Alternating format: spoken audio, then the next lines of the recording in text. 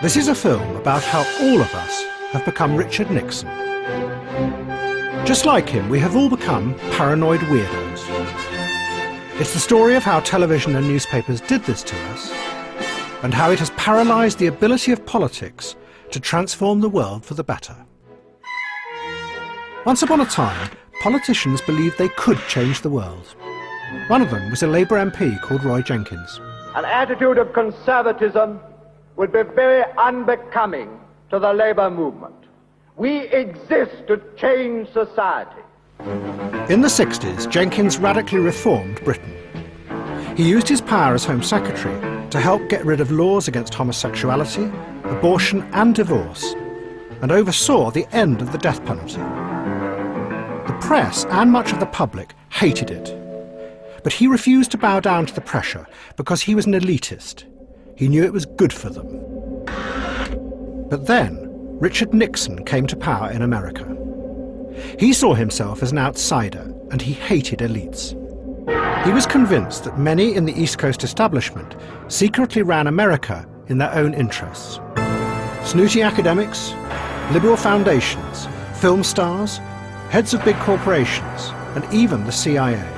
In Nixon's mind, they were all part of a hidden, corrupt network. And what's more, they were out to destroy him.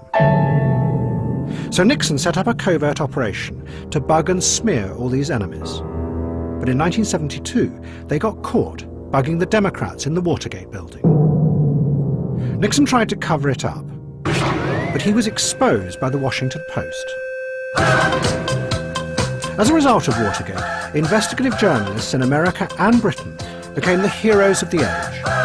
And in the 70s, they uncovered all sorts of bad people. That's your words, who often beat them up.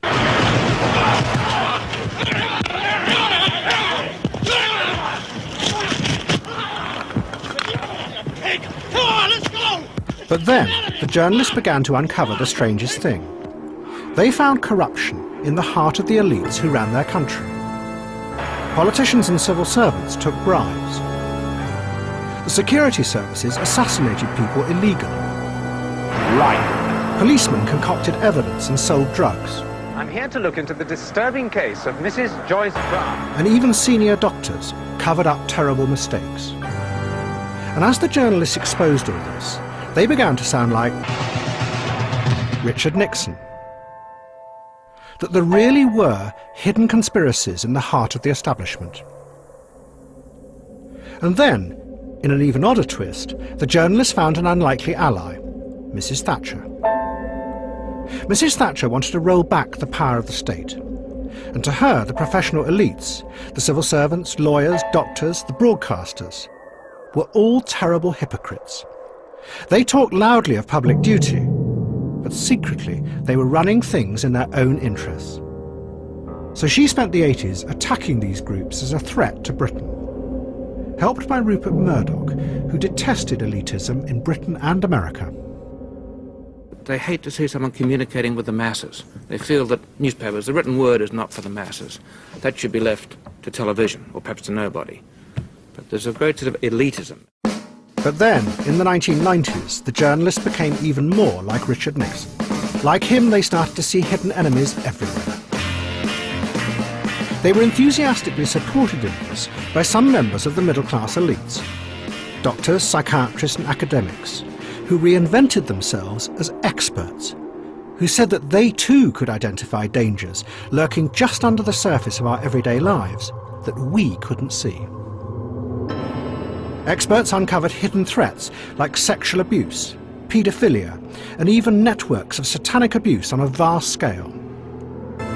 Doctor believes that many multiple personality patients were sexually abused by satanic cults.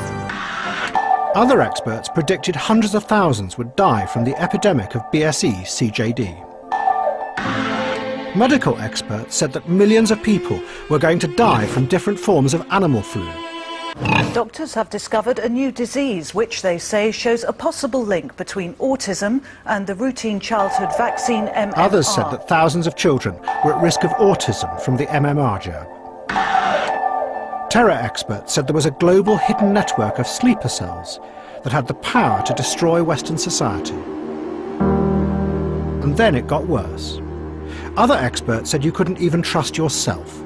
Your own body was an enemy. Obesity is now a disease of epidemic proportions. It just makes you paranoid. You look at yourself in the mirror every day. I think people just think, I really want to look like that, because it's just everywhere. Or obsessed with food. I've actually had my stomach stapled and I'm on antidepressants. Using all the best available science. 30 years ago, journalists bravely exposed the corruption of those in power, like Richard Nixon. But now, the news and television programmes have ended up taking serious threats to society and exaggerating and distorting them. By doing this, they have created a widespread mood of fear in society and a suspicion of those who lead us. And in the process, millions of us have become exactly like Richard Nixon, paranoid. And if any politician tried to do what Roy Jenkins did 40 years ago, to change Britain for the better, against public opinion, we and the press would destroy them. But there is one difference between us and Richard Nixon. He told his psychiatrist that when he looked in the mirror in the morning, there was no one there. When we look in the mirror in the morning, we think we're too fat.